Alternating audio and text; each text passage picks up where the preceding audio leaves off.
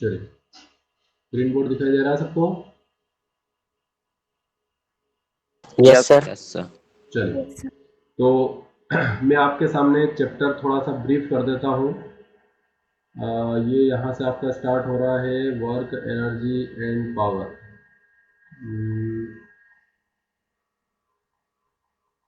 यहाँ से चलिए, ध्यान देंगे सभी। सबसे पहले आपके सामने लिखा हुआ है व्हाट इज वर्क। हमने इस चैप्टर में सबसे पहले डिस्कस किया था, ठीक है, कि वर्क क्या होता है ना। तो डेफिनेशन आपके सामने है, work is said to be done when force is applied on an object and displacement is produced.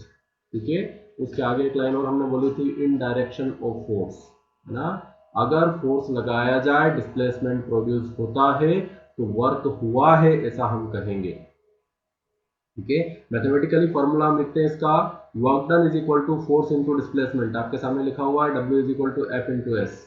Diagram में आप देख पा रहे हैं, एक ऑब्जेक्ट रखा हुआ है, ए पॉइंट पर फोर्स लगाया जा रहा है, ऑब्जेक्ट डिस्प्लेस हो रहा है ए से बी तक, डिस्प्लेसमेंट की वैल्यू एस है। अगर एफ फोर्स लगाकर एस डिस्प्लेसमेंट होता है तो वर्क डन हो जाएगा एफ एस कॉस थीटा।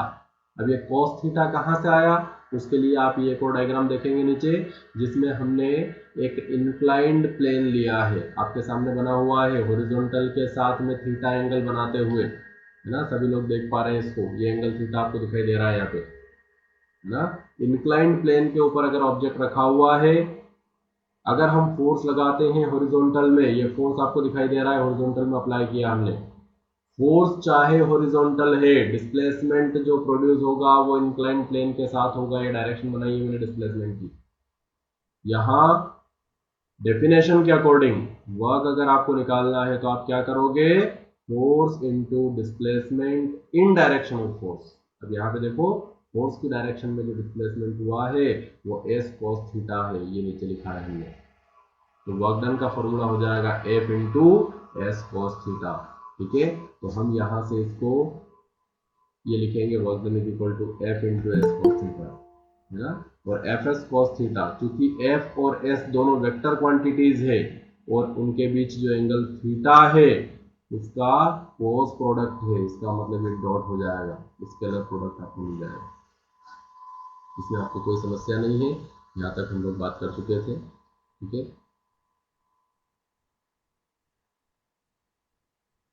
ध्यान देंगे। टाइप्स ऑफ वर्क के बारे में हमने बात की थी, 3 टाइप के वर्क होते हैं, पॉजिटिव, नेगेटिव, जीरो। अगर डिस्प्लेसमेंट फोर्स के डायरेक्शन में हो, थीटा 0 डिग्री हो, पॉजिटिव वर्क होगा। डिस्प्लेसमेंट फोर्स के अपोजिट डायरेक्शन में हो, थीटा 180 डिग्री हो जाएगा, वर्क नेगेटिव कहलाएगा, है ना। दो कंडीशन में जीरो वर्क होता है, अगर फोर्स और डिस्प्लेसमेंट एक दूसरे पे परपेंडिकुलर हो, थीटा 90 डिग्री, या फिर फोर्स लगाया जाए, डिस्प्लेसमेंट प्रोड्यूस ही नहीं हो, तब भी वर्क जीरो कहलाएगा, है ना। हम लोगों ने सबके एग्जाम्पल भी देखे थे, दोबारा डिस्कस करने की आवश्यकता नहीं है। ठीक है, फिर हम बात कर रहे थे एनर्जी के बारे में। एनर्जी के बारे में आपने पढ़ा है एबिलिटी टू डू वर्क, है ना। अगर हम वर्क कर पा रहे हैं तो हमको सक्षम बना रही है एनर्जी, है ना। तो एनर्जी क्या है, it is capacity to do work या फिर एबिलिटी टू डू वर्क, ये पढ़ा है आपने। ठीक है, बहुत सारे टाइप्स होते हैं एनर्जी के, हम यहाँ मैकेनिकल एनर्जी के बारे में बात कर रहे हैं। रिपीट कर रहा हूँ फिर से word, mechanical energy. Mechanical energy मतलब energy associated with an object, किसी मटेरियल बॉडी के साथ जो एनर्जी होगी उसको मैकेनिकल एनर्जी कहा जाता है। वो दो टाइप की होती है, काइनेटिक, पोटेंशियल, ये आपके सामने लिखा हुआ है। ठीक है, काइनेटिक एनर्जी, पोटेंशियल एनर्जी। ठीक है, काइनेटिक एनर्जी मतलब क्या, नाम से पता चल रहा है, काइनेटिक यानी मोशन के बारे में बात कर रहे हैं। ठीक है, energy of a moving object, अगर कोई ऑब्जेक्ट मोशन में है, किसी वेलोसिटी से मूव कर रहा है, तो मूविंग ऑब्जेक्ट की एनर्जी काइनेटिक एनर्जी कहलाती है। ठीक है, पोटेंशियल एनर्जी के बारे में अगर बात करें तो किसी भी ऑब्जेक्ट की पोजीशन की वजह से जो उसकी एनर्जी है, ठीक है, वो पोटेंशियल एनर्जी कहलाती है, आपके सामने। ठीक है, पोटेंशियल एनर्जी भी लिखा हुआ है। ये भैया लेट आने वाले जो लोग, 9:15 का मतलब समझ नहीं आता है क्या तुम लोगों को?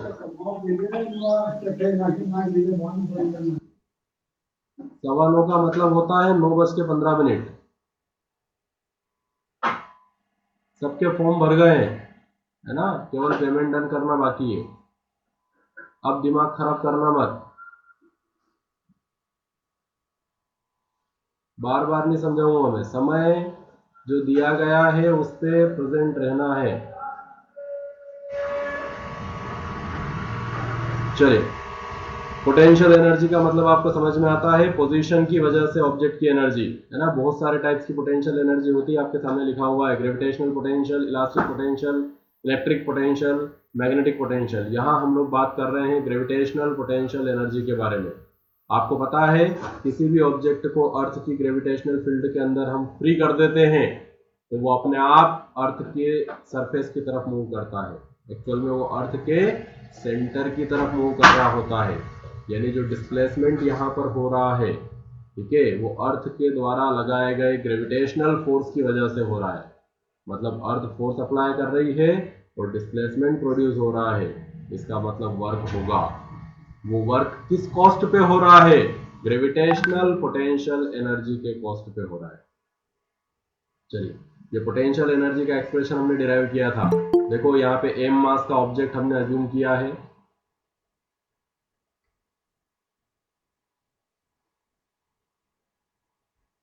m मास का ऑब्जेक्ट हमने अज्यूम किया है।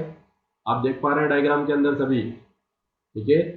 उस ऑब्जेक्ट का जो वेट होगा वो होगा W is equal to mg। आपको पता है यहाँ पे वेट कुछ नहीं है, वेट मतलब फोर्स अप्लाइड बाय अर्थ। अगर अर्थ फोर्स नहीं लगाएगी तो ऑब्जेक्ट हवा में झूलता रहेगा, उसका कोई वजन नहीं होगा, ठीक है।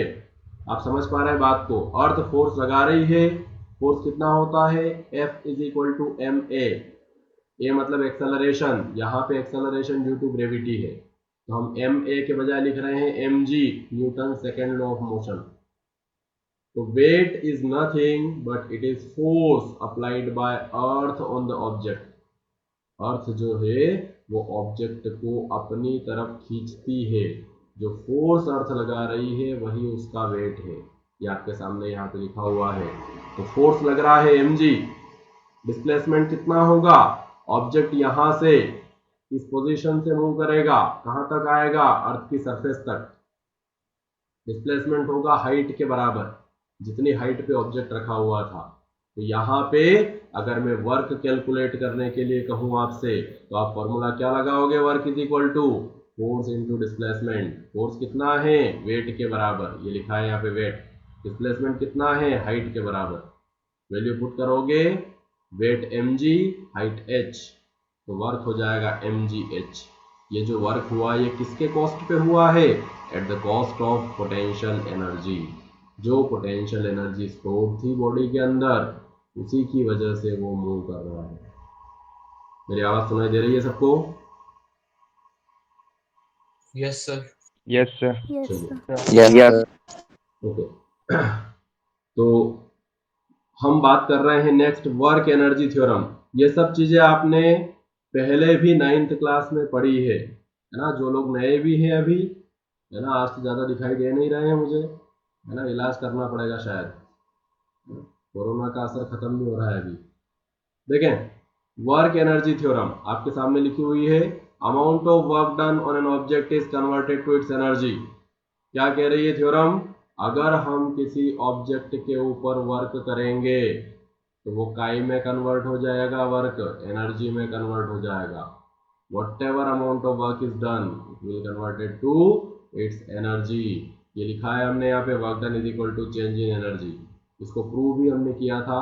कैसे प्रूव किया था? देखो डायग्राम आपके सामने बना हुआ है, एक हॉरिजॉन्टल सरफेस है, इसके ऊपर एक ऑब्जेक्ट रखा हुआ है m मास का, ये लिखा है हमने यहाँ पे मास m।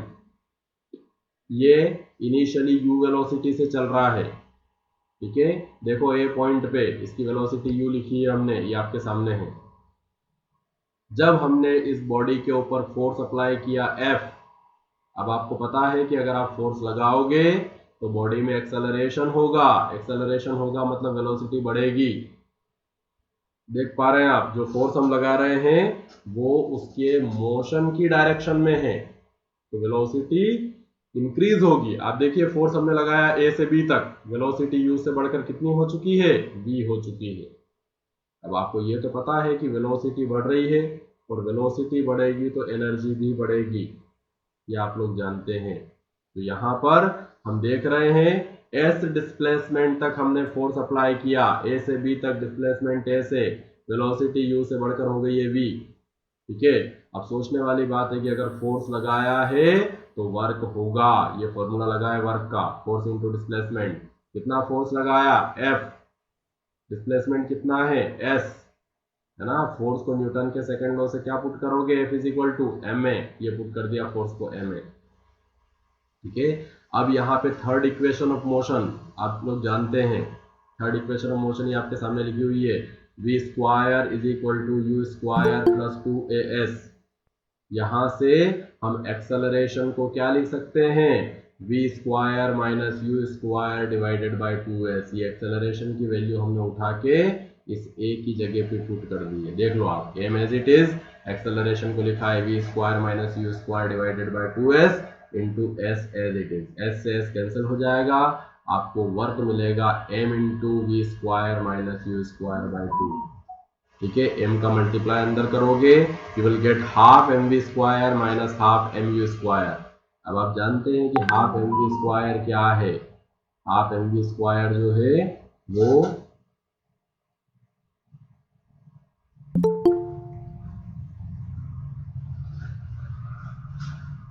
मोहित किरार, दीपेंद्र परिहार, सवालों यस का सर। मतलब, सवालों का मतलब समझते हो क्या। अब बेटा मुझे समझाना पड़ेगा, है ना। कुछ नहीं बचा है, अब ऑप्शन खत्म हो गए सारे।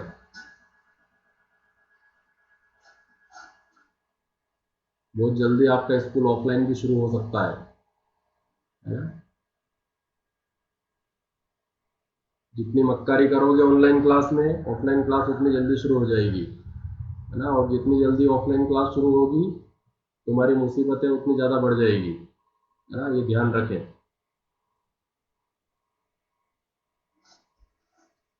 आप देख पा रहे हैं वर्क का फॉर्मूला आपके सामने क्या निकला है, half m v square minus half m u square. यहाँ पे है हम लोग, है ना।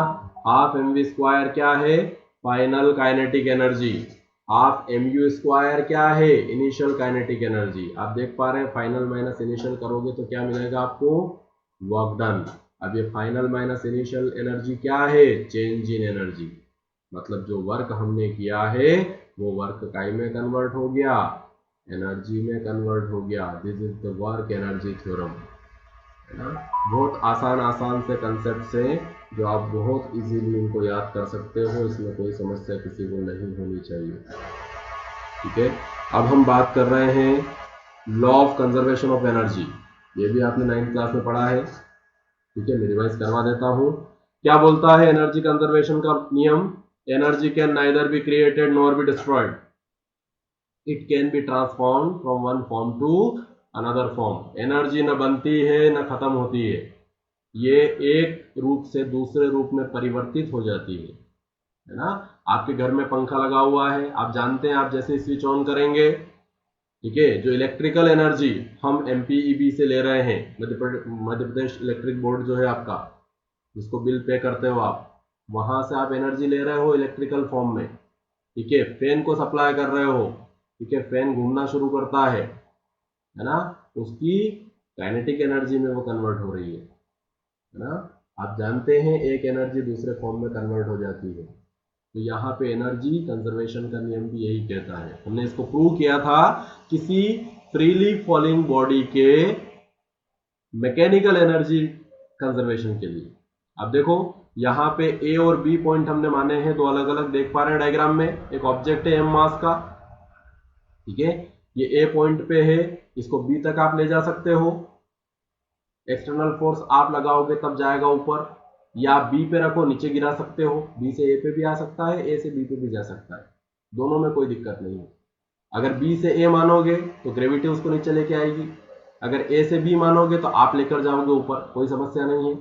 आपको टोटल एनर्जी एट ए और टोटल एनर्जी एट बी निकालना है और बराबर प्रूव कर देना है। ए पर टोटल एनर्जी यानी मैकेनिकल एनर्जी और बी पर मैकेनिकल एनर्जी की वैल्यू सेम होनी चाहिए।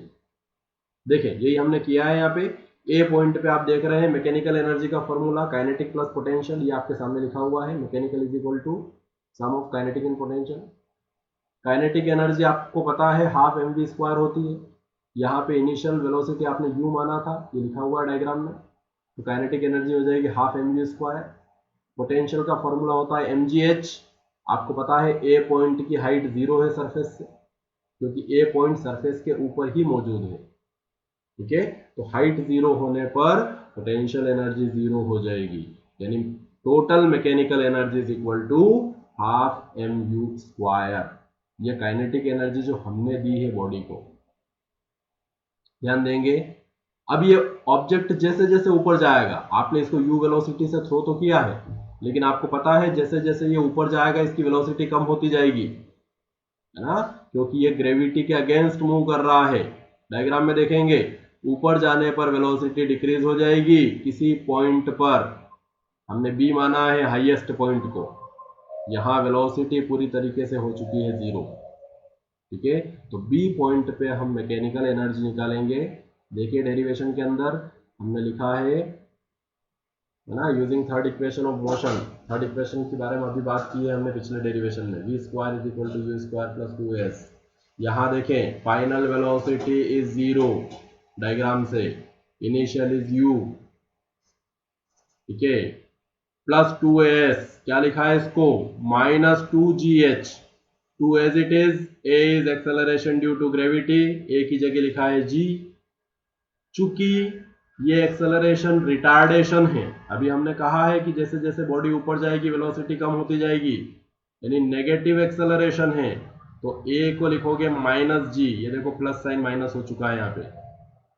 Displacement is equal to height, आप देख रहे हैं डायग्राम में, ये फिर से डायग्राम में लेके आ रहा हूं आपके सामने। देखो a से b तक डिस्प्लेसमेंट हुआ है, उसको हमने h माना है, यानी हाइट कहा है उसको। तो देखो डिस्प्लेसमेंट की जगह हमने क्या लिखा है, h, तो यहां से हमको यू स्क्वायर बराबर मिल जाएगा 2gh, ये आप देख पा रहे हैं। ठीक है, अब हमको मैकेनिकल एनर्जी निकालना है b पे। देखो ये हम यहाँ पे मैकेनिकल एनर्जी के बारे में बात कर रहे हैं। देखो क्या लिखा आपने, mechanical energy at B is equal to kinetic at B plus potential at B. Kinetic की वैल्यू हो जाएगी 0, देख पा रहे हैं वेलोसिटी 0 हो गई ऊपर जाकर। पोटेंशियल एनर्जी हो जाएगी mgh, तो मैकेनिकल एनर्जी की वैल्यू कितनी मिल रही है आपको, mgh। ठीक है, अब ए पॉइंट पे मैकेनिकल एनर्जी क्या निकाली थी आपने, देखो ए पॉइंट पे एनर्जी थी हाफ एम यू स्क्वायर। ठीक है, बी पॉइंट पे एनर्जी है mgh। इतना तो समझ में आ रहा है कि काइनेटिक कन्वर्ट हो गई है पोटेंशियल में। देखो ए पॉइंट पे टोटल एनर्जी काइनेटिक थी half m u square, B point पे टोटल एनर्जी पोटेंशियल है mgh। ठीक है, मतलब पूरी की पूरी काइनेटिक एनर्जी बी पॉइंट तक जाते जाते काय में कन्वर्ट हो गई, पोटेंशियल में। लेकिन इक्वेशन को देखकर वैल्यू सेम तो नहीं लग रही है हमको।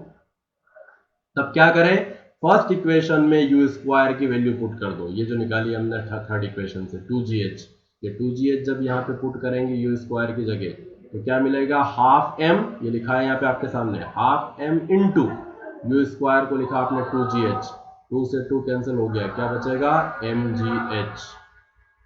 ठीक है, तो आप देख पा रहे हैं mechanical energy at A is mgh, mechanical energy at B is mgh। Third और सेकंड इक्वेशन से आप देख पा रहे हैं कि एनर्जी इक्वल है, जो ए पे थी वही बी पर है। इसी को हमने ग्राफ से रिप्रेजेंट किया है।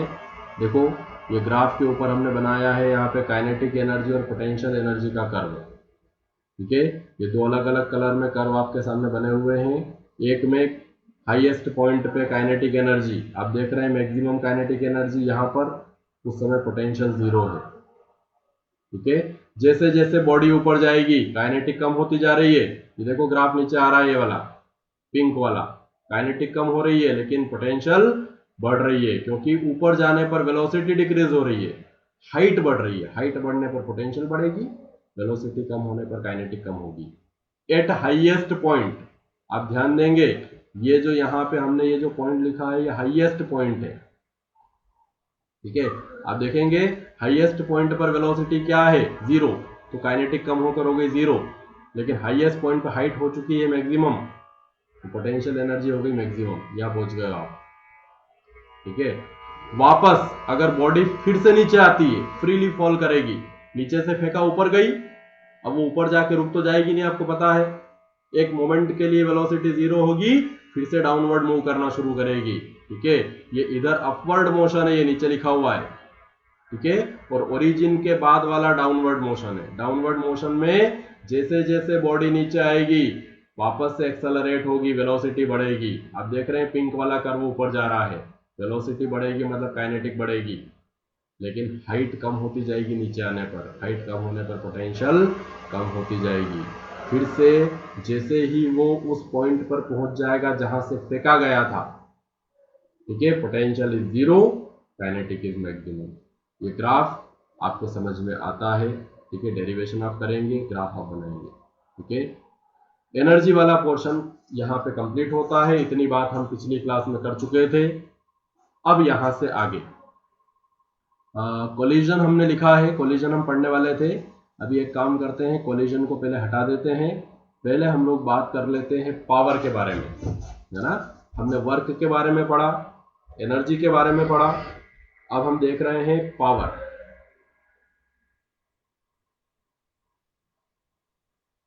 क्या आप लोगों में से कोई डिफाइन कर सकता है इसको, पावर क्या होती है? यस, कौन बोल रहा है? Sir rate amount of energy. Sir देखिए, हम लोग यहाँ पे बात कर रहे हैं पावर की। पावर को डिफाइन करते हैं रेट ऑफ डूइंग वर्क। ठीक है, capacity to do work is energy, capacity energy कहलाती है? लेकिन वर्क की रेट, ठीक है, अगर इसको मैथमेटिकल फॉर्म में अगर मैं लिखूं तो इसको लिखोगे P is equal to W upon t. W is work here, T is time. ठीक है, मैं रेट के बारे में बात कर रहा हूं, यानी समय के साथ कितना वर्क हो रहा है। ठीक है, अब यहां पे देखो कि अगर टाइम कम होगा एक पर्टिकुलर वर्क करने में तो पावर ज्यादा रहेगी, उसी वर्क को करने में अगर ज्यादा टाइम लग रहा है तो पावर कम हो जाएगी। ठीक है, एक सिंपल एग्जांपल हम यहां पे ले लेते हैं। एक एग्जांपल हम यहां पे ले रहे हैं। सपोज करो आपके घर में, है ना, ये ओवरहेड टैंक है, पानी की टंकी है। ठीक है, ये आपका घर बना रहा हूं मैं, यहाँ पे ये आपका घर है। ठीक है, अंदर घुसने के लिए दरवाजा भी बना देते हैं, ये दरवाजा है, और यहाँ आपके घर में नीचे टैंक बना हुआ है। ठीक है, ये नीचे पानी की टंकी है, इस टंकी से पानी को ऊपर तक लेकर जाना है। ये एक पाइप लगा हुआ है पानी को ऊपर चढ़ाने के लिए। ठीक है, इस पाइप से पानी ऊपर जाने वाला है।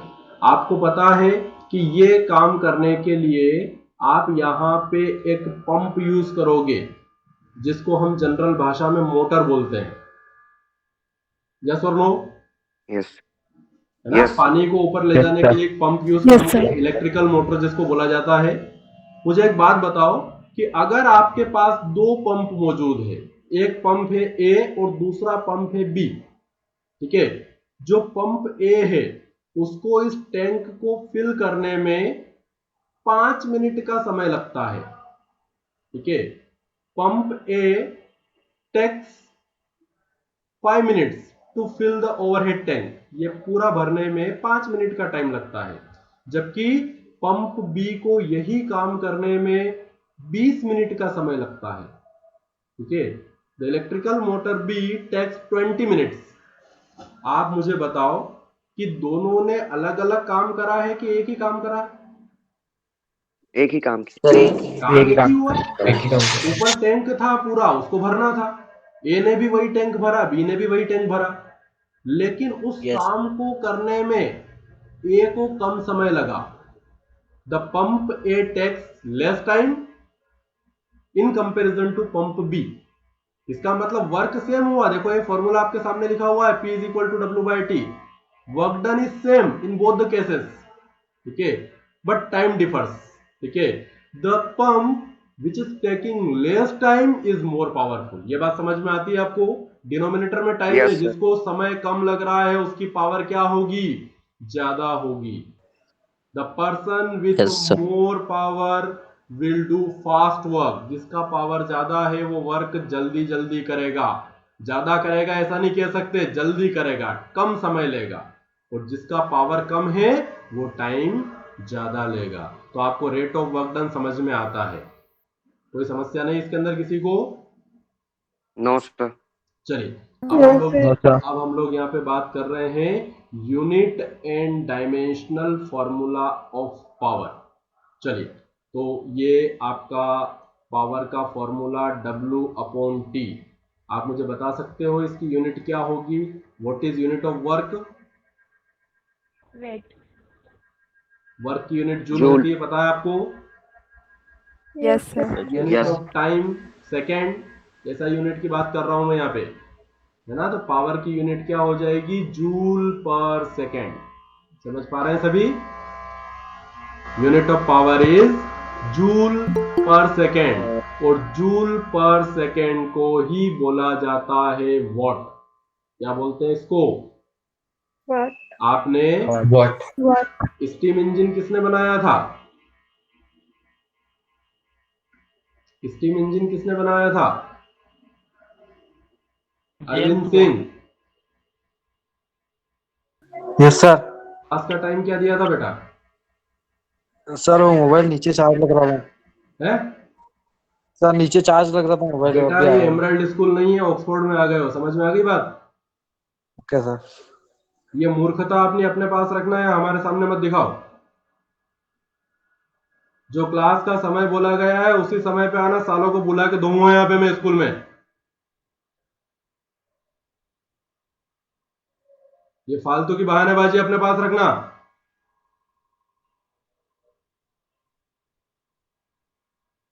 दोबारा बोलने की आवश्यकता नहीं पड़े किसी को। चले आ रहा है मुंह उठा के कभी भी।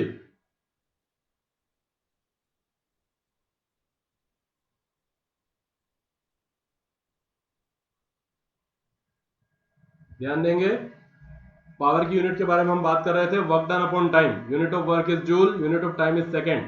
ठीक है, पावर की यूनिट हो जाएगी जूल पर सेकेंड, है ना? जूल पर सेकेंड को बोला जाता है वॉट। आपको पता है जो स्टीम इंजन है वो बनाया था जेम्स वॉट ने, है ना? आपने पढ़ा होगा लोअर क्लासेस में, है ना? Yes. जिसने स्टीम इंजन बनाया था ना, जेम्स वॉट ने, उनके ऑनर में पावर की यूनिट को वॉट बोला जाता है ना? WATT।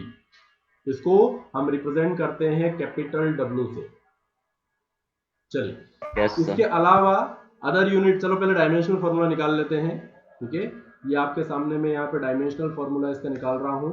ठीक है, तो P इज इक्वल टू, देखो वर्क जो आपने पढ़ा है इसका डायमेंशनल फॉर्मूला आपको पता है already, ml square t to the power -2।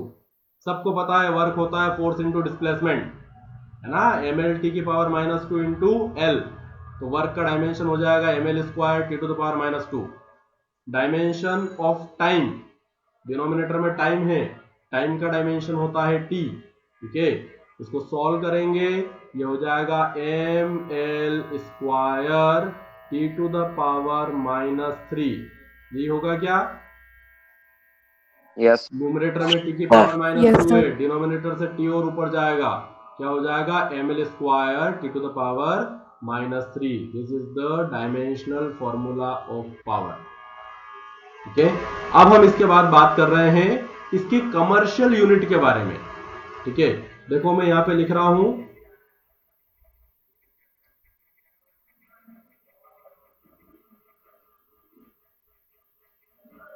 Commercial unit of power. आप लोगों ने देखा होगा कि आपके घरों में जो पंखा लगा हुआ है, ठीक है, अगर हम उसके पावर के बारे में बात करें, या फिर आपकी जो वॉशिंग मशीन है या जो रेफ्रिजरेटर है उसके पावर के बारे में अगर बात करें, या आपके घर में जो मोटर लगी हुई है पानी को ऊपर चढ़ाने के लिए, जिस पंप के बारे में अभी हम बात कर रहे थे, ठीक है, तो इन अप्लायंसेस की जो पावर होती है उसको वॉट के बजाय मेजर किया जाता है हॉर्स पावर में। आपने ये वर्ड सुना है क्या Yes. कहीं? Yes sir, horse power. Yes मैं सर। आपके सामने लिख रहा हूँ फोर्स पावर। आप लोगों में से जो ग्रामीण क्षेत्र में रहते हैं, आपकी जो ट्रैक्टर होते हैं, ट्रैक्टर की पावर जो होती है वो हॉर्स पावर में होती है। आपके कुएं की मोटर या ट्यूबवेल की जो मोटर होती है, ठीक है, या फिर हम थ्रेशर की बात करें, है ना, जो थ्रेशिंग मशीन होती है, ठीक है, उनकी पावर को हॉर्स पावर में मेजर किया जाता है, ठीक है। तो ये हॉर्स पावर भी पावर की ही यूनिट है, ठीक है। अब सवाल ये है कि ये होता क्या है? तो 1 हॉर्स पावर बराबर होता है 746 वॉट। आप ध्यान देंगे, 1 हॉर्स पावर जो होता है वो क्या होता है? 746 वॉट के बराबर होता है। आप याद रखेंगे इसको, ये बड़ी यूनिट है, कमर्शियल यूनिट है पावर की, ठीक है। एक यूनिट और हम लोग देख लेते हैं। आपके घर में बिजली के बिल आते हैं, सब लोगों के Yes. घर में इलेक्ट्रिसिटी Yes, sir. सप्लाई है एमपीबी से, ठीक है। महीना पूरा होता है, आपके यहाँ पे एक बिल आता है, आपको बिल पे करना होता है, ठीक है। अगर हम इलेक्ट्रिकल पावर के बारे में बात करें, ठीक है, तो इलेक्ट्रिकल पावर की जो यूनिट होती है, ठीक है, उसको मेजर किया जाता है किलोवाट आवर में। ध्यान देंगे, आपके घर में जो बिल आता है वो बिल यूनिट्स में आता है, ठीक है। वहां बोला जाता है, बोले इतने यूनिट बिजली कंजम्पशन हुई है, 10 unit, 20 unit, 50 unit, 100 unit, 150 unit. तो यूनिट अपने आप में एक यूनिट है ना, उसको यूनिट बोला जाता है। अब सवाल ये है कि किस एनर्जी को हम यूनिट कहेंगे, ठीक है। तो यूनिट कहा जाता है 1 किलोवाट आवर को। ये पढ़ा है आपने 9th क्लास में भी, ठीक है। मैं आपके सामने लिख रहा हूं, यूनिट जो है वो किसको बोला जाता है? 1 किलोवाट आवर एनर्जी को यूनिट बोलते हैं, ठीक है। एक्चुअल में मुझे यहां पावर के बजाय एनर्जी लिखना चाहिए। अगर हम फिजिक्स की भाषा में अगर बात करें ना, और अगर यह पावर लिखेंगे तो हम गलत लिख रहे हैं, क्योंकि एक्चुअल में यूनिट किसकी है? इलेक्ट्रिकल एनर्जी की। कैसे? देखो, आपने देखो पावर की डेफिनेशन क्या लिखी थी अभी? आपने लिखा था power is equal to work done upon time. Work मतलब एनर्जी। क्या ऐसा लिख सकता हूं मैं? Power is equal to energy upon time, हाँ या ना? पावर बराबर work done upon time, work मतलब एनर्जी, एक ही बात है। तो यहां से एनर्जी बराबर क्या हो जाएगा? देखो, एनर्जी इज इक्वल टू हो जाएगा पावर इनटू टाइम, ठीक है। यस तो energy is equal Yes, to sir. आपको मिल रहा है पावर इनटू टाइम। अब पावर की यूनिट होती है वॉट। वॉट से बड़ी यूनिट में यूज कर रहा हूं किलोवाट। आपको पता है ना, 1 किलोवाट में 1000 वॉट हो जाएगा, इसमें कोई समस्या नहीं है आपको। किलोवाट आप समझते हैं, ठीक है। तो पावर की यूनिट अगर मैं किलोवाट ले लूं, और टाइम की यूनिट एक्चुअल में हम सेकंड लेते हैं, ऐसा यूनिट, लेकिन सेकंड अपने आप में बहुत छोटा समय है, आप जानते हैं। तो हम टाइम की यूनिट को ले रहे हैं आर, मतलब टाइम को हम Yes, sir. सेकेंड के बजाय घंटों में मेजर कर रहे हैं, ठीक है। तो पावर अगर किलोवाट में लिया जाए और टाइम यदि आर में लिया जाए, उस कंडीशन में जो 1 किलोवाट आवर आपको मिलेगा, ये 1 किलोवाट आवर किसकी यूनिट हो जाएगी? एनर्जी की। समझ पा रहे हैं आप? और 1 किलोवाट आवर को ही 1 यूनिट बोला जाता है। ये आपके सामने लिखा हुआ है बोर्ड पे मैंने, 1 किलोवाट आवर को ही क्या बोलते हैं? 1 यूनिट बोलते हैं। अगर मैं आपसे कहूं कि ये एनर्जी की यूनिट है, तो एनर्जी की यूनिट है, इसका मतलब आप इसको जूल में कन्वर्ट कर सकते हो। एनर्जी की ऐसा यूनिट क्या यस होती है? जूल होती है, आपको पता है, ठीक है। Yes, तो sir. हम इसको जूल में कन्वर्ट कर सकते हैं। देखो कैसे जूल में कन्वर्ट करेंगे। हम यहाँ पे लिखे इसको 1 किलोवाट आवर को ऐसा लिख दूं क्या मैं? 1 किलोवाट इंटू 1 आवर, चलेगा?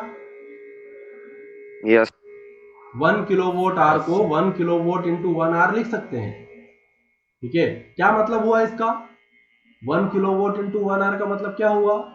हम ये कहना चाह रहे हैं कि अगर कोई अप्लायंस 1 किलोवाट पावर का है, अगर कोई इलेक्ट्रिकल डिवाइस जिसकी पावर कितनी है? 1 किलोवाट, अगर वो लगातार 1 आवर तक चलाया जा रहा है, 1 किलोवाट पावर है, कितने समय तक यूज किया जा रहा है उसको? 1 आवर तक, तो वो कितनी एनर्जी कंज्यूम करेगा? 1 यूनिट एनर्जी कंज्यूम करेगा। if an electrical appliance of 1 kilowatt power used continuously for 1 hour, 1 घंटे के लिए उसको चलाया जाता है, तो जो एनर्जी वो कंज्यूम करेगा वो एनर्जी हो जाएगी 1 किलोवाट आवर, उसी को बोलते हैं 1 यूनिट। आप समझें, अगर हम किसी ऐसे व्यक्ति के बारे में बात करें जो बिल्कुल एक कॉमन मैन है, ठीक है, जो अपना काम धंधा करने वाला आदमी है, जिसका साइंस से कोई लेना देना नहीं है, जिसने फिजिक्स कभी पढ़ी नहीं है, अगर उसके सामने लिख देंगे किलोवाट आवर तो बिंडा हो जाएगा वो, है ना। अगर आपके घर में बिजली का बिल आया और बिजली के बिल में ऐसा लिखा हुआ आ गया, है ना, 205.3 किलोवाट आवर एनर्जी कंज्यूम करी, तो आधे तो इसको देख के दिमाग खराब हो जाएगा, बोले किलोवाट आवर क्या होता है। तो इसको आसान करने के लिए, ये परेशान नहीं करे किलोवाट आवर, इसलिए इसको केवल यूनिट बोल दिया गया, ताकि आदमी आसानी से समझ जाएगा, बोले कितनी बिजली खर्च हुई, बोले 205 यूनिट कंज्यूम हुई, ठीक है। तो किलोवाट आवर का केवल नाम बदल दिया गया, सहूलियत के लिए उसको यूनिट बोल दिया गया, ताकि आम आदमी भी इसको समझ सके, ठीक है। मैं क्या बोलना चाह रहा हूं, आप बात को समझ पा रहे हो? Yes, sir. इसको हटा दिया है हमने, ठीक है। अब सवाल ये है कि 1 किलोवाट आवर मतलब कितने जूल होते हैं। देखो, एनर्जी की यूनिट हो तो जूल निकाल सकते हो आप, तो हम क्या करेंगे, 1 किलोवाट को सबसे पहले वॉट में कन्वर्ट कर लें, तो आपको पता है कि 1 किलोवाट में 1000 वॉट होंगे। 1 आवर को हम सेकंड में कन्वर्ट कर लें, आपको पता है 1 घंटे में 3600 सेकंड होते हैं, 3600 सेकंड, ठीक है। तो ये आपको मिल जाएगा 3.6 इंटू 10 टू द पावर 6। देखो, इसको सोल्व करो आप, 1000 इंटू 3600, इनको मल्टीप्लाई करने पर ये वैल्यू मिल जाएगी क्या। मैं इसको राउंड फिगर में इस तरीके से लिख रहा हूं, नोटेशन में scientific, 3.6 into 10 to the power 6, क्या मिल रही है यूनिट, वॉट सेकेंड। देखो, यहाँ पे वॉट है, यहाँ पे सेकेंड है, तो क्या हो जाएगा, वॉट सेकेंड। और आपको पता होना चाहिए कि जो वॉट सेकेंड है इसी को हम जूल बोलते हैं, क्योंकि वॉट ऐसा यूनिट है, सेकेंड भी ऐसा यूनिट है। देखो यहाँ से, है ना, पावर की यूनिट वॉट, टाइम की यूनिट सेकेंड, तो वॉट इंटू सेकेंड को ही क्या बोलेंगे, जूल बोलेंगे। तो यहाँ पे आपके सामने 1 यूनिट का जूल इक्विवेलेंट लिखा हुआ है। Is it clear to all? Yes sir. समझ में आ रहा है क्या कुछ? Yes, sir. Yes sir. तो अभी हमने आज की क्लास में पावर के बारे में अभी तक हमने चर्चा की है। मैं फिर से रिपीट कर देता हूँ, power is rate of doing work, है ना, वर्क डन बाय टाइम को पावर बोलते हैं, ठीक है। आपके सामने इसकी यूनिट लिखी हुई है, जूल पर सेकेंड, जिसको वॉट बोला जाता है, ठीक है। डायमेंशनल फॉर्मूला निकाल लेंगे, कोई समस्या नहीं है। कमर्शियल यूनिट पावर की यूज होती है हॉर्स पावर, इसको HP भी बोला जाता है भाई। इसको क्या लिखोगे, यहाँ से इसको ऐसे भी लिख सकते हैं 746, ठीक है, वॉट, और यहाँ पे क्या लिखोगे 1 HP, हॉर्स पावर को शॉर्ट में HP बोलते हैं। ऐसा कई जगह आपको लिखा हुआ दिख जाएगा। बड़ी इलेक्ट्रिकल मोटर्स होती है या थ्रेशर्स होती है, तो उनका पावर आपको HP में दिखाई देगा, इसमें कोई समस्या नहीं होगी आपको। चलिए, फिर इलेक्ट्रिकल एनर्जी के बारे में हमने बात की, उसकी यूनिट निकाली, ठीक है। अब हम यहाँ पे एक बार पावर को वेलोसिटी के टर्म में निकाल लेते हैं। एक छोटा सा डेरिवेशन 3-4 स्टेप का मैं आपके सामने लिख रहा हूँ। देखो, क्या लिखा था अभी आपने पावर को, फिर से मैं आपके सामने उसका definition, power is equal to work done divided by time, ठीक है। आपको पता है कि वर्क बराबर होता है फोर्स इंटू डिस्प्लेसमेंट।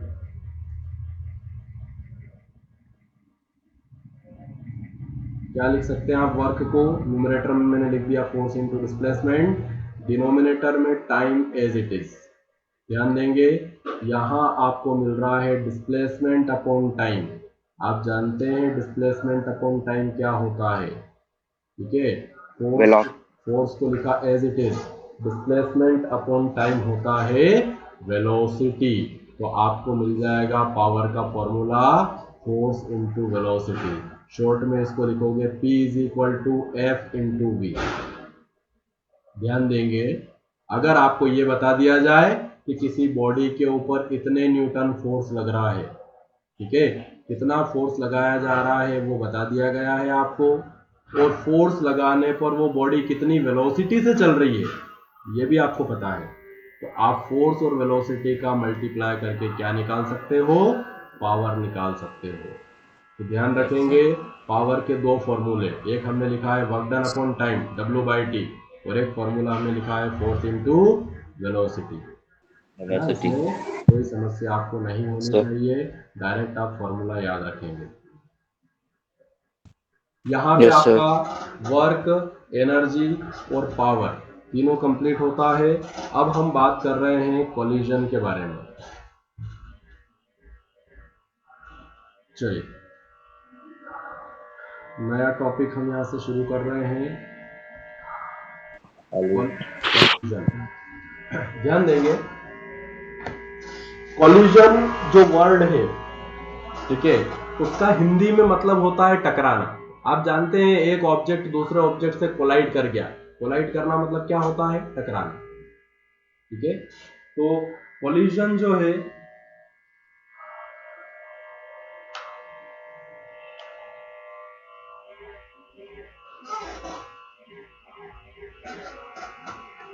मैं इसके बारे में लिख रहा हूं, यहाँ पे क्या लिखेंगे, the interaction between particles, objects, bodies, कुछ भी बोल सकते हो, ठीक है। पार्टिकल्स के बीच में इंटरेक्शन है ना, एक दूसरे से टकरा रहे हैं, कोलाइड कर रहे हैं, ठीक है। अगर किसी वेलोसिटी से चलते हुए कोई पार्टिकल्स अगर आपस में इंटरेक्ट करते हैं, टकराते हैं, तो उस प्रोसेस को हम बोलेंगे कोलिजन, है ना। डिफाइन कैसे करोगे, द इंटरेक्शन बिटवीन पार्टिकल्स, ठीक है, पार्टिकल्स आएगा, हो गई। चलिए इसको ऐसा भी बोल सकते हैं द प्रोसेस ऑफ इंटरेक्शन, है ना। ये जो प्रक्रिया है, दो कारें चल रही है रोड के ऊपर, आमने सामने आ रही है सपोज करो, और दोनों कार आपस में टकरा गई, तो वो जो टकराने की जो प्रोसेस है ना, उसको अगर हम अंग्रेजी में कहें तो क्या बोलेंगे, दोनों कार्स आपस में इंटरेक्ट कर रही है, इंटरेक्शन बिटवीन कार्स। यहाँ पे हम पार्टिकल्स के बारे में बात कर रहे हैं, ठीक है। तो कोलिजन में कोई समस्या नहीं है, हम कोलिजन के टाइप्स देखेंगे, टाइप्स ऑफ कोलिजन। दो टाइप होते हैं कोलिजन के, एक होता है इलास्टिक कोलिजन और दूसरा होता है इनइलास्टिक कोलिजन।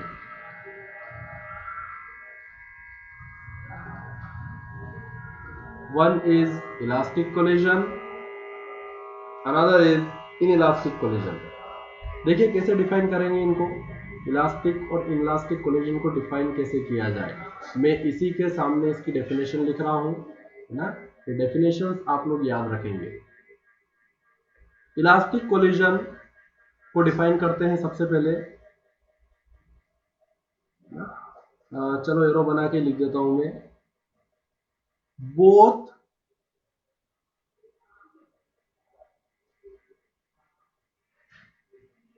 काइनेटिक एनर्जी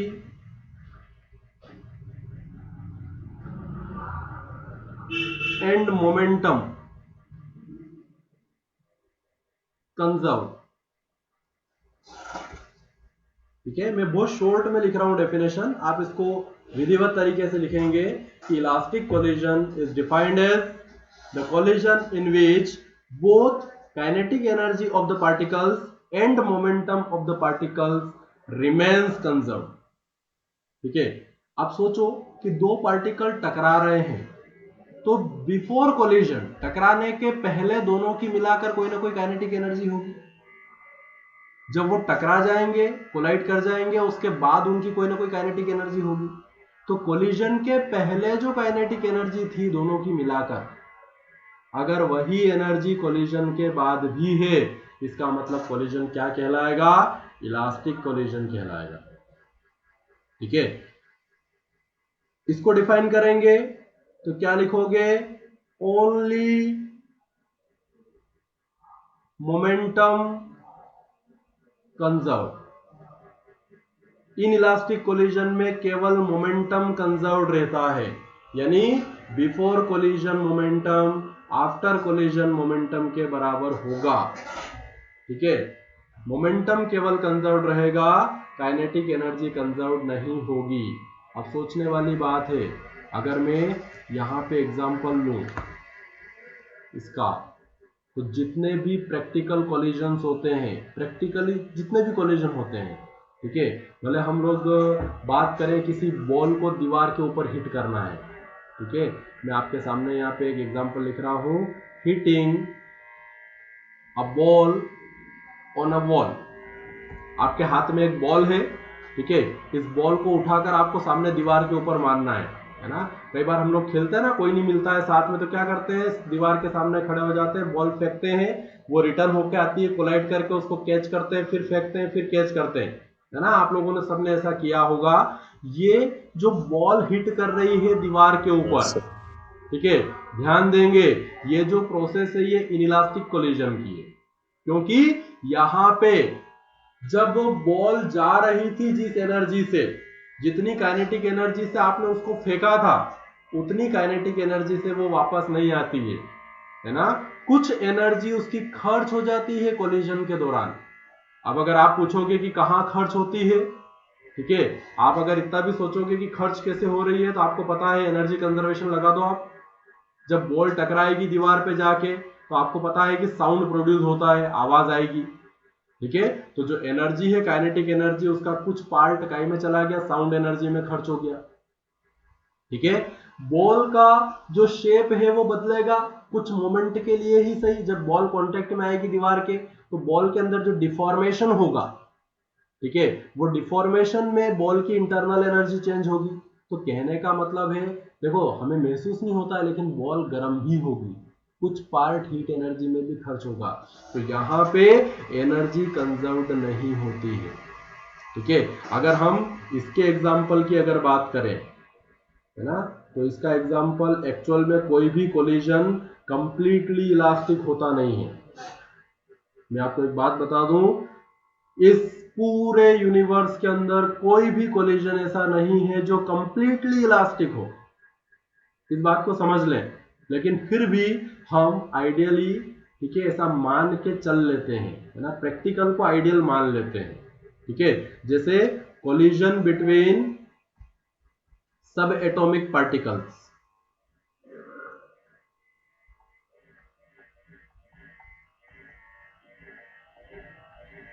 आप समझ पा रहे हैं। अगर हम बात करें किसी एटम के अंदर, तो आपको पता है एटम के अंदर जो इलेक्ट्रॉन्स हैं, ठीक है, वो घूमते रहते हैं। अगर हम न्यूक्लियस के अंदर बात करें, तो बहुत सारे न्यूट्रॉन्स हैं, बहुत सारे प्रोटॉन्स हैं, ठीक है, वो आपस में टकराते भी रहते हैं, मूव करते हैं। तो वहां जो कोलिजन होता है उसको हम इलास्टिक कोलिजन मानकर चलते हैं, ठीक है।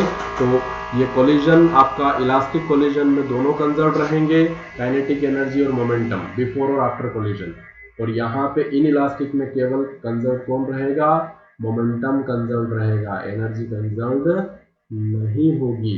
यहाँ पे एनर्जी लॉस हो जाता है, ये बात समझ में आती है आपको, एनर्जी लॉस ना, एनर्जी लॉस अकर, ऐसे लिखो, ठीक है, in form of heat and sound.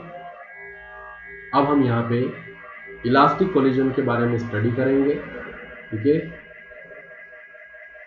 वैसे तो कोलिजन के और भी बहुत सारे टाइप्स हैं, ठीक है, 1 डायमेंशनल, 2 डायमेंशनल, इलास्टिक में 1D 2D, इन इलास्टिक में 1D 2D, ठीक है, कंप्लीटली इन इलास्टिक कोलिजन, ठीक है।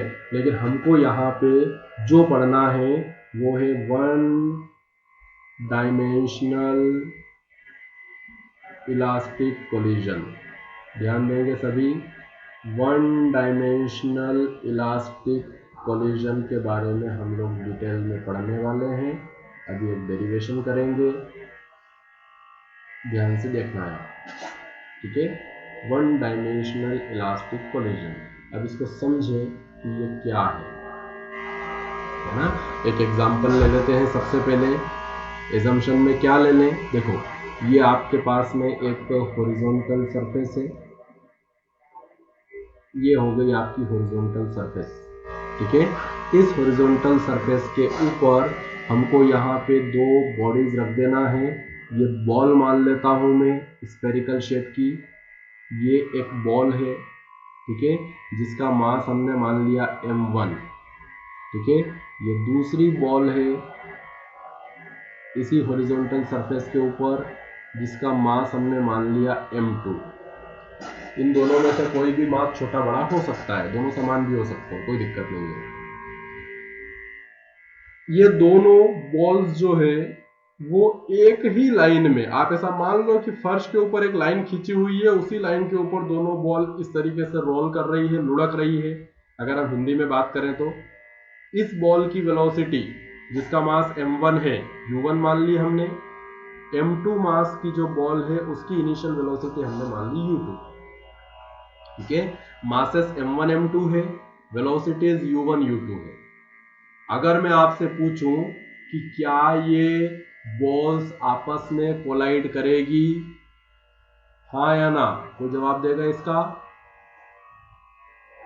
क्या ये बॉल्स आपस में टकराएगी या सर अगर वेलोसिटी अलग अलग होगी, हाँ अलग अलग होगी, मतलब क्या u2 बड़ा होगा कि u1 बड़ा होना चाहिए टकराने के लिए?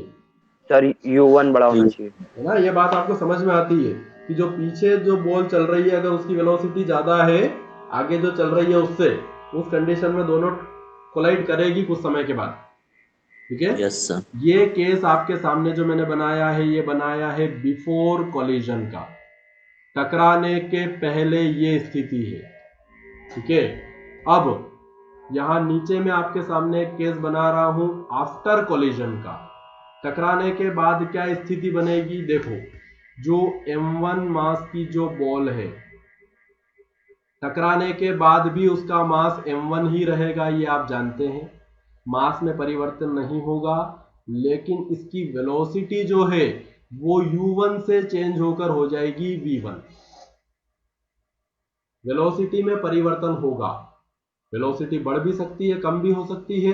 इस केस में अगर मैं आपसे पूछूं कि m1 मास की वेलोसिटी बढ़ेगी या कम होगी, तो आप बोलोगे कि कम होगी। सोचने वाली बात है, वो टकरा रहा है, जाके तेज चल रहा था, टकराया, तो बट ऑब्वियस सी बात है कि उसकी वेलोसिटी क्या हो जाएगी, कम हो जाएगी। हमने वेलोसिटी मान ली आफ्टर कोलिजन v1। इसी तरह से जो सेकेंड मास है आपका m2, ये बॉल कितनी वेलोसिटी से चल रही थी, u2 से, टकराने के बाद इसकी वेलोसिटी हमने मान ली v2। अगर मैं आपसे पूछूं कि v2 u2 से बड़ा होगा कि छोटा होगा, तो आप बोलोगे कि u2 से बड़ा होगा v2, क्योंकि जिस दिशा में वो चल रहा था उसी दिशा में पीछे से आके ये बॉल टकराएगी, तो बट ऑब्वियस सी बात है कि उसकी वेलोसिटी आगे वाले की बढ़ जाएगी, वो तेज चलने लगेगी। समझ पा यस रहे हैं? सर। चलिए, कुल मिला के बात इतनी है कि m1 m2 मास के दो object u1 u2 initial velocity से चल रहे थे कोलिजन के पहले, कोलिजन के बाद उनकी वेलोसिटी चेंज होकर हो गई v1 और v2। इसमें कोई समस्या किसी को नहीं होनी चाहिए। अब हम यहाँ पे चूंकि इलास्टिक कोलिजन के बारे में बात कर रहे हैं, तो इलास्टिक कोलिजन में आपने देखा है ऊपर दोनों काइनेटिक एनर्जी और मोमेंटम कंजर्व होते हैं, लिखा है आपने। ठीक है, तो यहाँ पे हम लोग सबसे पहले मोमेंटम कंजर्वेशन लगाते हैं, फिर काइनेटिक एनर्जी कंजर्वेशन लगाते हैं।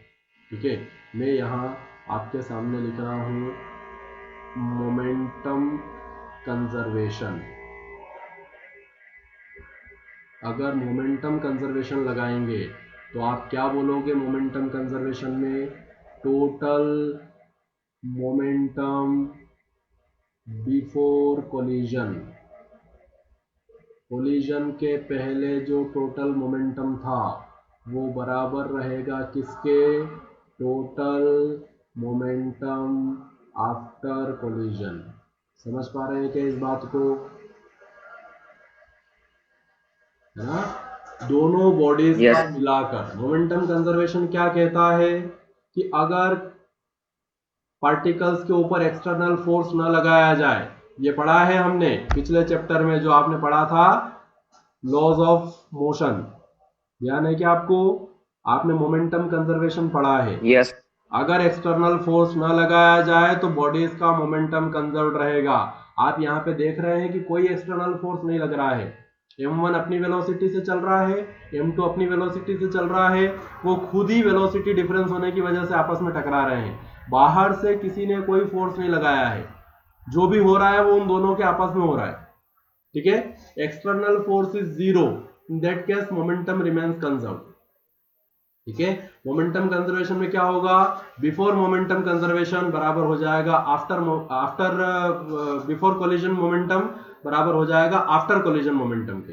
देखो बिफोर कोलिजन मोमेंटम कितना होगा, दोनों का ऐड कर दे। मोमेंटम का फॉर्मूला पढ़ा है आपने, मोमेंटम का फॉर्मूला होता है मास इनटू वेलोसिटी, जानते हैं ना Yes. सभी। तो क्या होगा, before collision momentum, total momentum अगर निकालोगे तो m1u1 प्लस m2u2 होगा, इतना ही। Yes, sir. के पहले मास m1 वेलोसिटी u1, तो मोमेंटम m1u1। सेकेंड पार्टिकल का मोमेंटम हो जाएगा mass into velocity m2u2। Total add करोगे तो क्या आ जाएगा, टोटल मोमेंटम बिफोर कोलिजन। अगर मैं आपसे कहूं टोटल मोमेंटम आफ्टर कोलिजन क्या होगा, तो देखो m1 मास की वेलोसिटी अब v1 हो चुकी है, तो आप लिखोगे m1v1 मोमेंटम, दूसरे का ऐड करोगे तो कितना हो जाएगा, प्लस m2v2। टोटल हो जाएगा m1v1 प्लस m2v2। इसमें कोई समस्या नहीं होनी चाहिए। Total momentum before collision is equal to total momentum after collision हमने अप्लाई कर दिया। इसको थोड़ा सा सॉल्व कर लेते हैं। देखो सॉल्व करोगे, मैं m1 मास वाली टर्म्स को एक तरफ लेके आ रहा हूँ, m1u1 RHS में से मैंने उठाया m1v1 को LHS में लेके आ गया, m2 वाली टर्म को दूसरी तरफ लेके जाना है, m2v2 पहले से RHS में मौजूद है, LHS से लेके जाएंगे m2u2 तो माइनस में चला जाएगा। इसमें कोई समस्या नहीं है, आपको सिंपल मैथमेटिक्स सोल्व करना है। m1u1 minus m1v1 is equal to m2v2 minus m2u2। LHS में m1 कॉमन लेंगे, क्या बचेगा ब्रैकेट में, u1 माइनस v1। RHS में m2 कॉमन लेंगे, क्या बचेगा, v2 माइनस u2। इक्वेशन 1। ठीक है, हमने हमारी डेफिनेशन के अकॉर्डिंग लगाया मोमेंटम कंजर्वेशन। देखो आपने यह डेफिनेशन लिखी है, फिर से इसको एक बार देख ले डेफिनेशन को। क्या लिखा है आपने, इलास्टिक कोलिजन में both kinetic energy and momentum remains conserved. Momentum conservation लगा चुके हैं, अब काइनेटिक एनर्जी कंजर्वेशन लगाना है। ठीक है, मैं आपके सामने काइनेटिक एनर्जी कंजर्वेशन यहाँ पे लगा देता हूँ। ठीक है, एनर्जी कंजर्वेशन,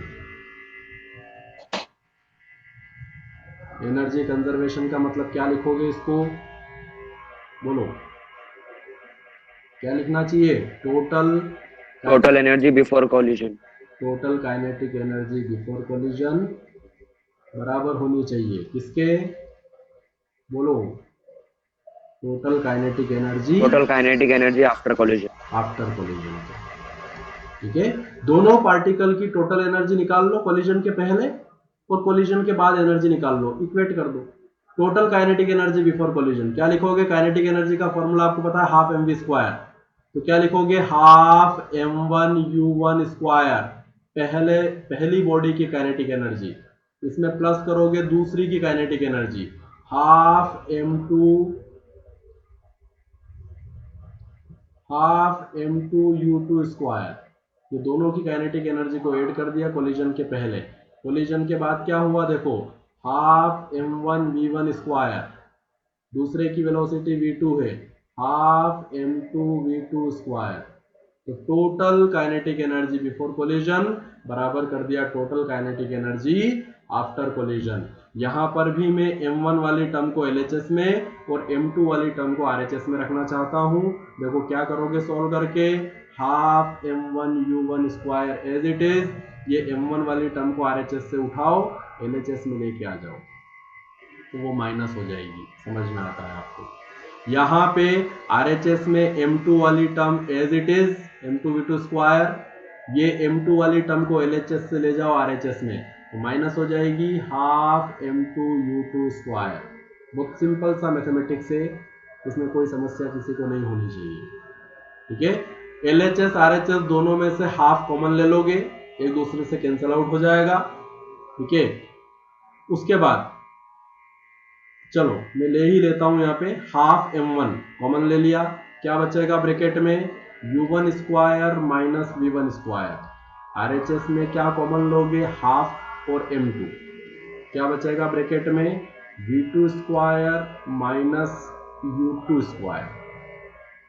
ठीक है, आप देख पा रहे हैं हाफ दोनों साइड कैंसिल आउट हो जाएगा।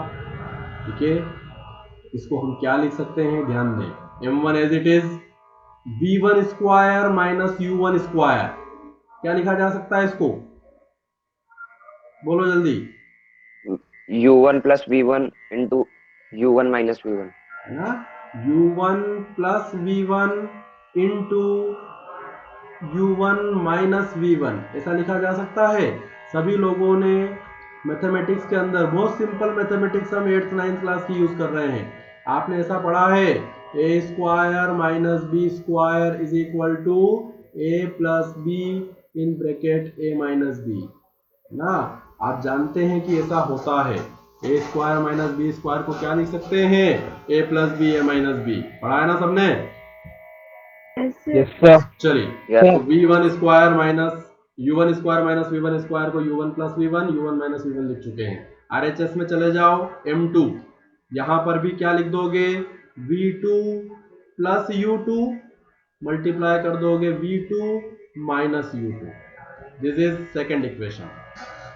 कोई समस्या है इसमें किसी को, जैसा हमने डेफिनेशन में कहा था, मोमेंटम कंजर्वेशन लगा दिया, इक्वेशन 1 मिली, एनर्जी कंजर्वेशन लगा दिया, इक्वेशन सेकेंड मिल गई। अब हमको क्या करना है, देखिए दोनों इक्वेशंस को सोल्व करेंगे on dividing equation second by equation first. Second equation को फर्स्ट इक्वेशन से डिवाइड करना है। ठीक है, डिवाइड कैसे करते हैं, LHS को LHS से, RHS को RHS से डिवाइड करेंगे।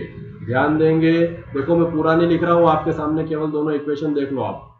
ये एक इक्वेशन आपके सामने लिखी हुई है, इक्वेशन 1, देखो इक्वेशन 1 में क्या है, इधर m1 है और v1 माइनस u1 है LHS में, सॉरी u1 माइनस v1 है, m1 u1 माइनस v1।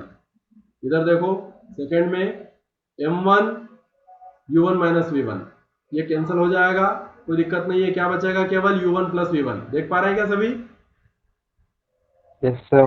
क्या बचेगा, Yes, sir.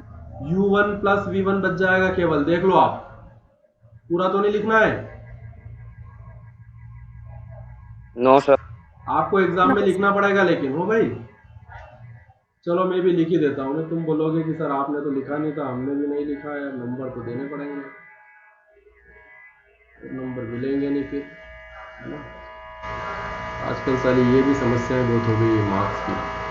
चलो पूरा लिख देता हूँ, v2 plus u2 v2 minus u2, ये हो गई आपकी इक्वेशन सेकेंड, इसको डिवाइड कर रहे हैं फर्स्ट से।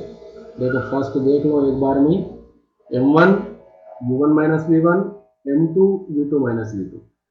चलिए, ये m1 है, ये है आपका u1 माइनस v1, और यहाँ पे है आपका m2 v2 माइनस u2। ये इक्वल जो है ये थोड़ा सा ऊपर जा रहा है, इसको बराबर में यहाँ लिख देते हैं। देखो क्या क्या कैंसिल हो रहा है, सेकेंड इक्वेशन को डिवाइड कर दिया फर्स्ट से, m1 से m1 गया, u1 माइनस v1 से u1 माइनस v1 पूरी टर्म कैंसिल हो गई, RHS में m2 से m2 गया, v2 माइनस u2 से v2 माइनस u2 पूरी टर्म कैंसिल हो गई। ठीक है, जो बच रहा है उसको अगले स्टेप में लिखो, u1 प्लस v1 बराबर v2 प्लस u2।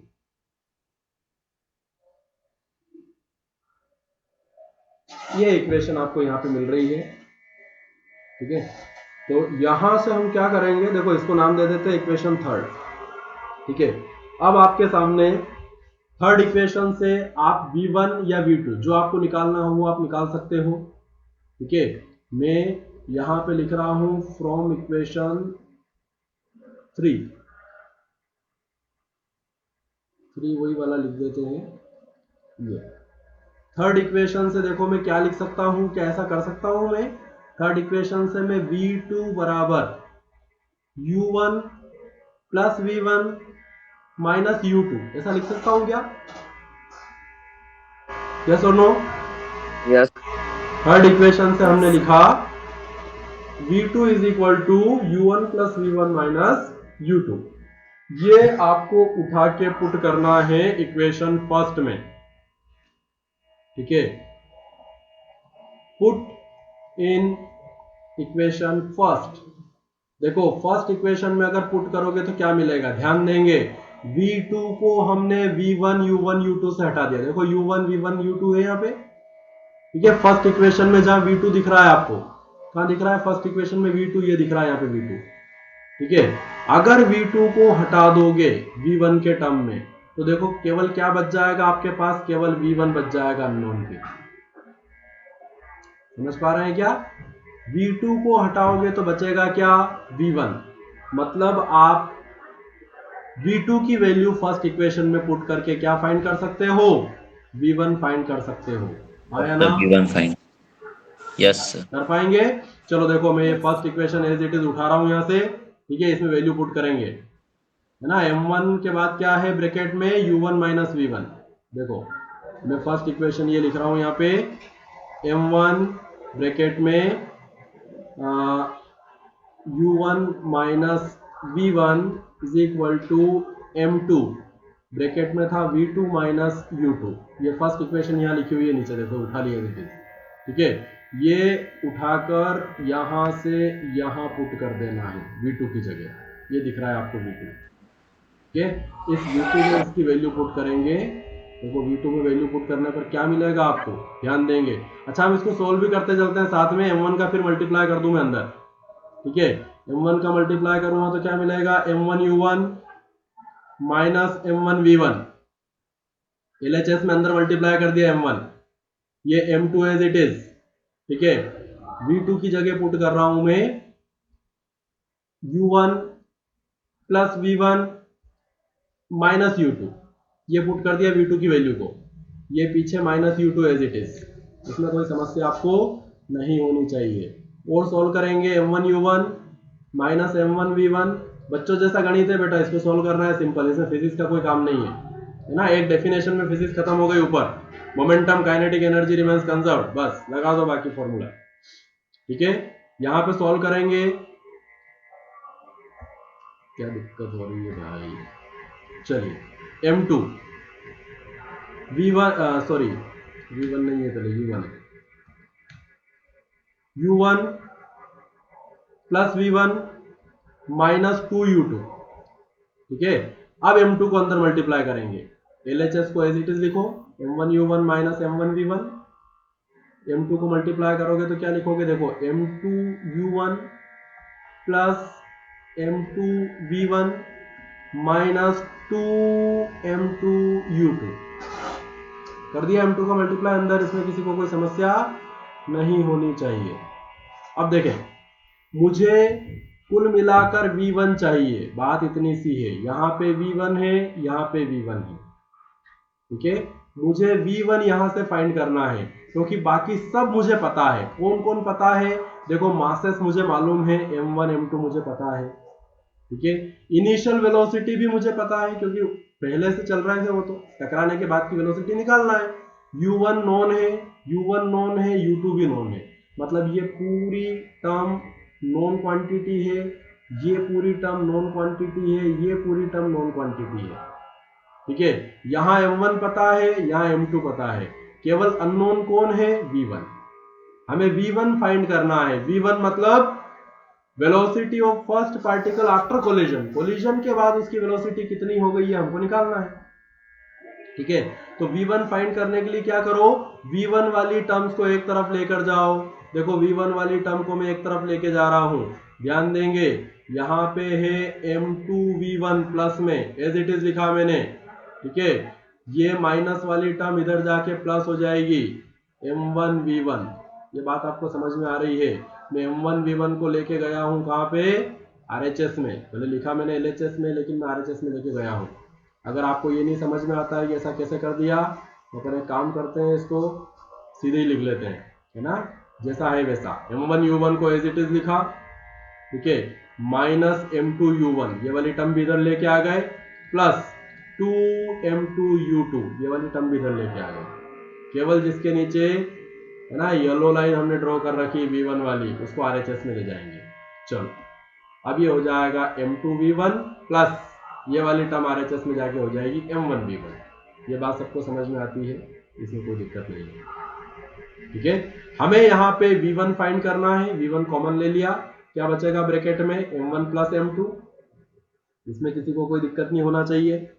ठीक है, यहाँ देखो U1 आ रहा है दोनों में, LHS में देखेंगे फर्स्ट और सेकेंड टर्म, ये जिसको अंडरलाइन कर रहा हूं मैं, इन दोनों में देखो U1 कॉमन है। ठीक है, तो यहां से आप क्या करोगे, M1 माइनस M2 और U1 जो कॉमन है ये कॉमन निकल जाएगा, बाहर कर दो इसको, प्लस 2M2 U2 को एज इट इज लिख दिया। ठीक है, अब यहां से हमको फाइंड करना है V1, तो देखो इस इक्वेशन को मैं क्या लिख सकता हूं, ये हो जाएगी V1 is equal to M1 minus M2 into U1 upon ये term M1 plus M2 denominator में आ जाएगी। समझ पा रहे हैं आप, इधर से डिनोमिनेटर में लेके आना है, ये प्लस एज इट इज क्या है 2M2 U2, इसके भी डिनोमिनेटर में आ जाएगी term M1 plus M2। This is the required formula for final velocity of M1। जो फर्स्ट मास था आपका M1, उसकी वेलोसिटी कोलिजन के बाद में हम इस फॉर्मूले से फाइंड कर सकते हैं। ये बात समझ में आ रही है सबको, यस और नो? Yes sir. Yes. कर पाएंगे ना Sir. सभी? Yes, sir. Yes, sir. Simple mathematics Yes, से बेटा है ना, लंबा चौड़ा दिख रहा है, कोई दम नहीं है उसके अंदर। ठीक है, जिस तरह से हमने V1 फाइंड किया है इसी तरह से आप V2 भी निकाल सकते हो। देखो V2 कैसे निकालोगे, अगर मैं आपसे कहूं कि ऐसे V2 का फॉर्मूला चाहिए, तो ये जो इक्वेशन आपको मिली है थर्ड वाली, इस थर्ड इक्वेशन से किसको फाइंड कर लोगे, जैसे V2 निकाला था ऐसे V1 निकाल लो थर्ड से। देखो V1 बराबर क्या निकालोगे, ये आपके सामने रहेगी थर्ड इक्वेशन। यहां से देखो V1 बराबर क्या मिल जाएगा, V2 plus U2 minus U1, ऐसा हो जाएगा क्या V1? हाँ या ना? यस अरे V2 निकाल के पुट करा था तो V1 मिला था, V1 निकाल के पुट कर दो फर्स्ट इक्वेशन में तो क्या आ जाएगा V2। ठीक है, तो यहां से V1 निकालना है, V1 निकाल के फर्स्ट इक्वेशन में पुट करना है, आपको क्या मिल जाएगा, V2 मिल जाएगा, है ना। पूरा डेरिवेशन सेम है, बताने की आवश्यकता नहीं है। मैं डायरेक्ट यहाँ पे नीचे आ रहा हूँ, यहाँ पे लिख देता हूँ मैं। ठीक है, देखो क्या लिख रहा हूँ यहाँ पे, अगर आप भी लिख पाओ तो लिख सकते हो, मुझे कोई दिक्कत नहीं है। सिमिलरली इसी तरह से सॉल्व करने पर V2 बराबर क्या मिल जाएगा, M2 minus M1 upon M1 plus M2 into U2 plus 2M1 U1 upon M1 plus M2। अगर आप याद रख पाओ फॉर्मूला तो आप डायरेक्ट याद रख लेना, कोई दिक्कत नहीं है। ठीक है, कुछ नहीं किया है मैंने, जहां 1 था वहां 2 कर दिया है, जहां 2 था वहां 1 कर दिया है, पूरा फॉर्मूला सेम है। ठीक है, ऊपर देखो M1 माइनस M2 था V1 में, तो V2 में क्या हो जाएगा M2 माइनस M1। देख पा रहे हैं क्या सभी? Yes, sir. डिनोमिनेटर Yes, तो sir. सेम ही रहेगा, M1 plus Yes, M2 sir. करो, M2 प्लस M1 करो, कोई फर्क नहीं पड़ता है। ठीक है, U1 की जगह हो गया U2, या देखो U2 की जगह हो गया U1, या ऊपर न्यूमरेटर में M2 था M1 हो गया, denominator M1 plus M2 same, इसको M2 प्लस M1 भी लिखोगे तो कोई फर्क नहीं पड़ता है। ठीक है, तो ये आपको दोनों पार्टिकल्स की वेलोसिटी आफ्टर कोलिजन पता चल रही है। ठीक है, अब यहाँ पे हम Yes, एक sir. स्पेशल केस लगा रहे हैं, ध्यान देंगे सभी।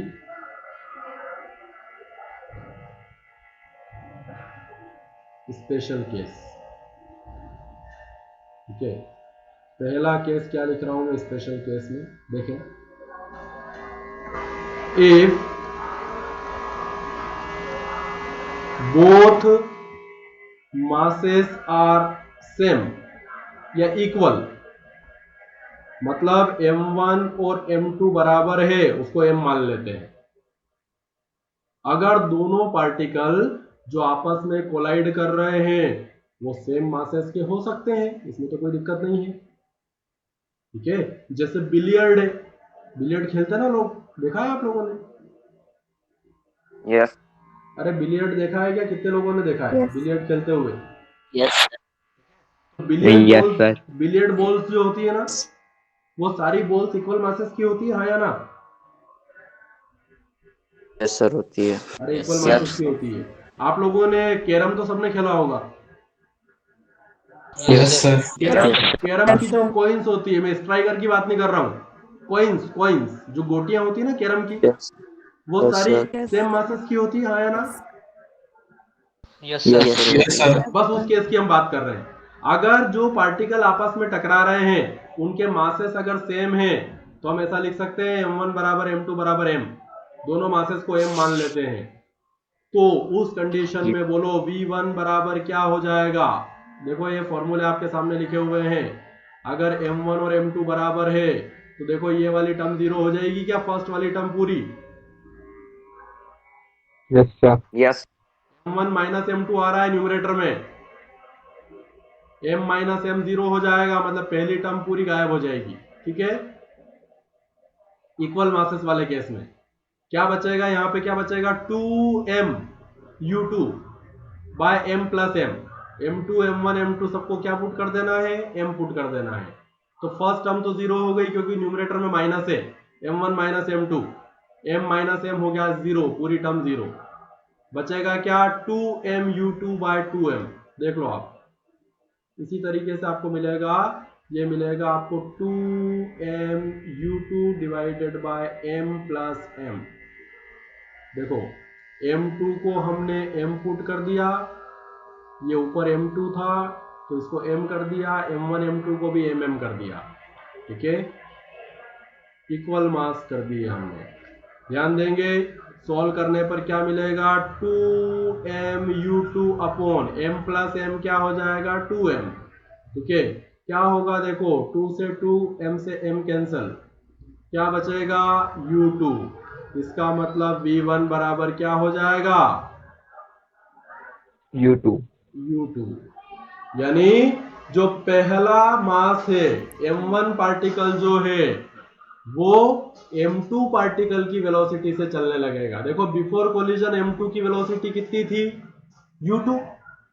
कोलिजन के पहले m2 कितनी वेलोसिटी से चल रहा था? डायग्राम याद करो। m2 पार्टिकल जो यस है वो u2 वेलोसिटी से चल रहा था। तो कोलिजन के बाद जो m1 की वेलोसिटी है वो कोलिजन के पहले जो m2 की वेलोसिटी थी उससे चलने लगेगा। मतलब अगर ये कैरम की दो कॉइन है, ये चल रही थी u2 से, ये चल रही थी u1 से, अब ये चल रही है v1 से, तो v1 बराबर क्या हो गया? देखो आपके इसमें v1 बराबर क्या मिल गया? आपको मिल गया v1 बराबर u2। यानी जो सेकेंड वाली, फर्स्ट वाली जो कॉइन है वो सेकेंड वाली की वेलोसिटी से चलने लगेगी, है ना? सेकेंड वाली के साथ क्या होगा? सेकेंड वाली के साथ क्या होगा वो निकाल लो फॉर्मूले से। तो v2 बराबर क्या मिलेगा? देखो v2 इज इक्वल टू, देखो आपका फॉर्मूला v2 का,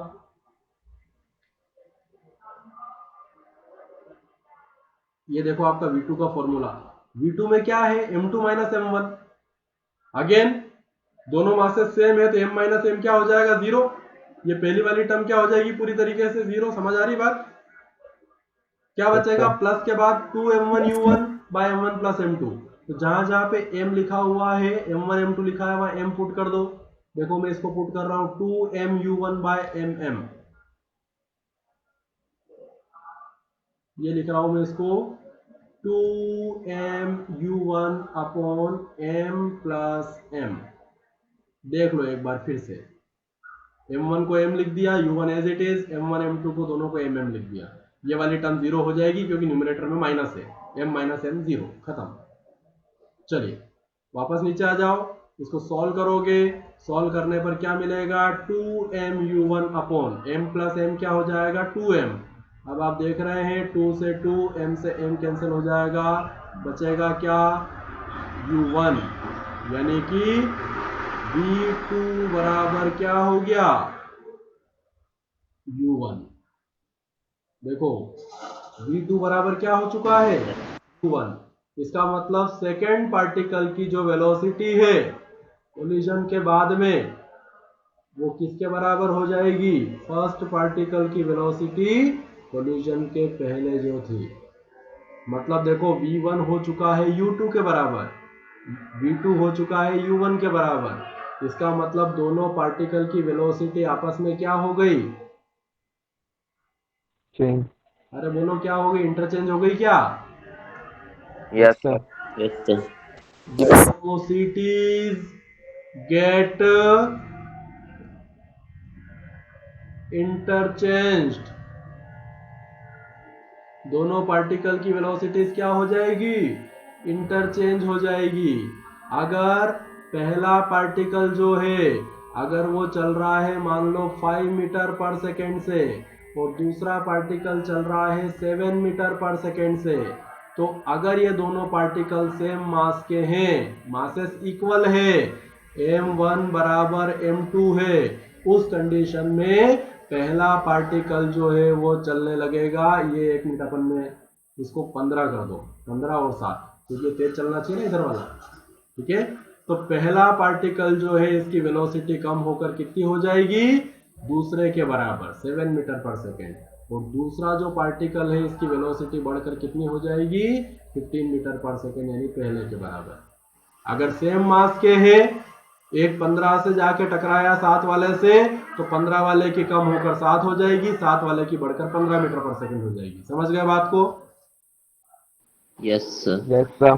चलिए Yes, sir. तो आज की क्लास में इतना ही। मैं फिर से ब्रीफ कर दूं आपको। अभी हमने कोलिजन के बारे में पढ़ा है ना, 2 टाइप के कोलिजन आपने देखे, इलास्टिक कोलिजन, इनइलास्टिक कोलिजन।